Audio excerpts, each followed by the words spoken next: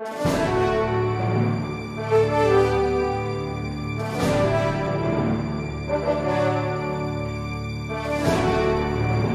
might affect certain confidential matters regarding the circumstances of the witness when he is asked on questions regarding What salary. confidential matter? He's asked about what his salary is, Your Honor. It might affect the. What is the confidentiality of a salary of a witness? Only if the witness is willing to answer, Your Honor. But if he's not, I would like to presume that he doesn't want to divulge his salary, Your Honor. Is that incriminating? May we be allowed to know, Your Honor? The witness may answer. 35,000. A month. At kasama po ninyo dyan sa pagiging photographer ng ABS-CBN si kagalang-galang na photographer Leo Salia. Opo. Yung tumistigo dito kamakailan sa panig ng prosecution. Tama ho ba yun? Opo, tama. Magkasama kayo sa isang division o sa isang larangan na saklaw ng ABS-CBN. Opo, tama. Meron, natatandaan ko po, alinsunod sa inyong deklarasyon na noong Nobyembre 15, 2011, assigned kayo sa isang mission para saksihan o kunan ng video ang magaganap doon sa isang department ng gobyerno, yung department MNDA, tama ho ba ko? Opo. Oh, and that was mga anong oras po noon? Nung morning po ng November 15, ang assignment namin sa about the cancellation ng mga bus franchise. So ang original assignment namin that morning is to cover the DOTC and MMDA in the afternoon. Ang tanong ko po sa inyo, yung mga anong oras noon? Morning po kami nagpunta ng DOTC and then afternoon na po sa MMDA. So mga 2 o'clock po. 2 o'clock, opo. Ano po, sino po ang nag-assign sa inyo? Yun ho ba'y voluntaryong ginawa ninyo o merong assignment kayo buhat na nakatataas sa inyo?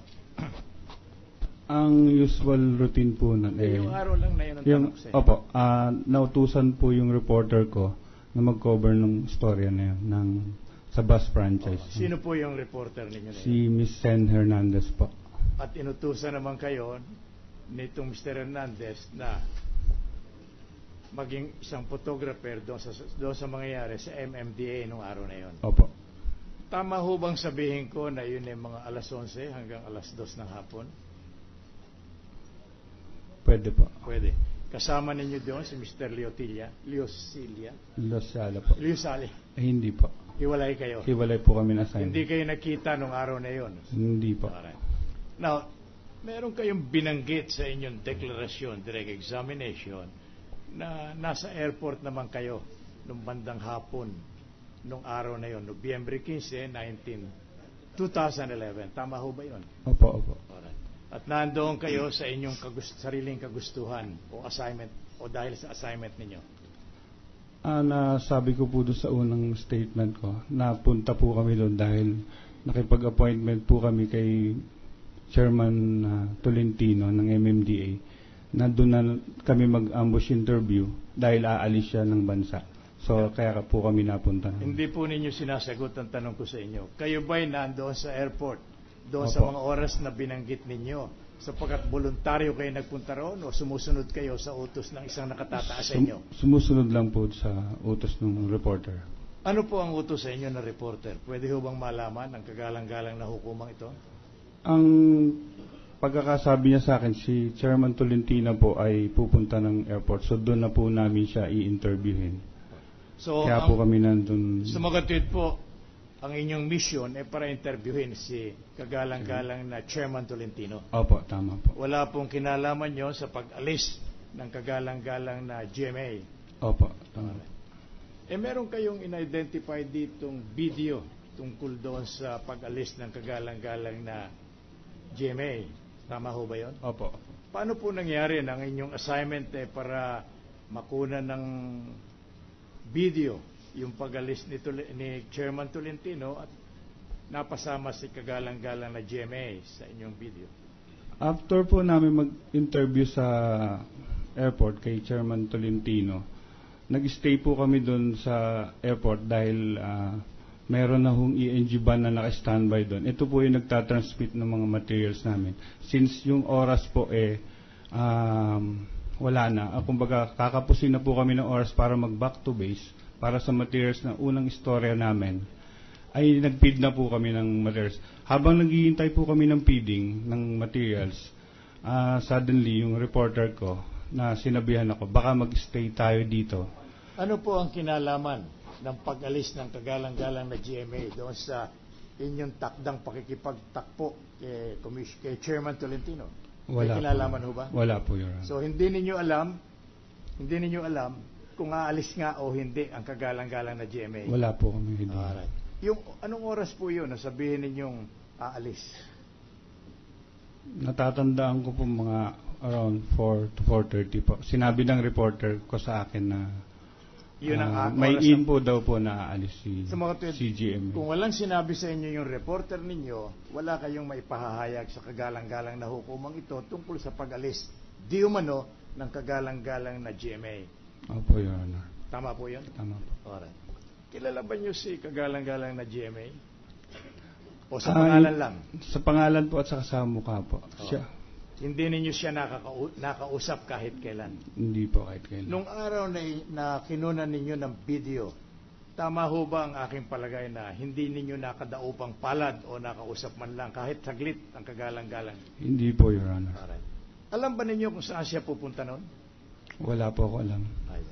Hindi rin ninyo alam kung bakit siya nasa airport nung oras na yon? Wala rin po kaming idea. Ang nalalaman lamang ninyo na pinagtapat ninyo sa kagalang-galang na hukuman ay yung di umano merong aalis ang kagalang-galang na GMA. Tama ho ba yun? Opo, tama po. Alright. Ano po ang kinalaman ng pag-alis ni GMA sa inyong pagiging assigned doon sa airport? Since Wala. wala po kami idea na. Aksidente lang ang pagkakaroon ninyo. Sabi kasi ng reporter ko na Hindi ko. Sige po, I'm sorry. sabi kasi ng reporter ko mag-standby lang kami doon. Yun lang po. Yun lang ang dahilan kaya nagkaroon kayo ng pagkakataon na makuna ng video ang alleged na pag-alis ni kagalang-galang na GMA. Opo, Your Honor. Alright. Alinsunod po sa inyong deklarasyon na aking natunghayan dito sa record, mga alas 9 na ng gabi noon, tama ho ba? Hindi pa mga 8:30 po to 9 ganun po. Kaya nga, alas 8:30 hanggang alas 9 ng gabi. Opo. Hindi ninyo alam kung bakit siya aalis.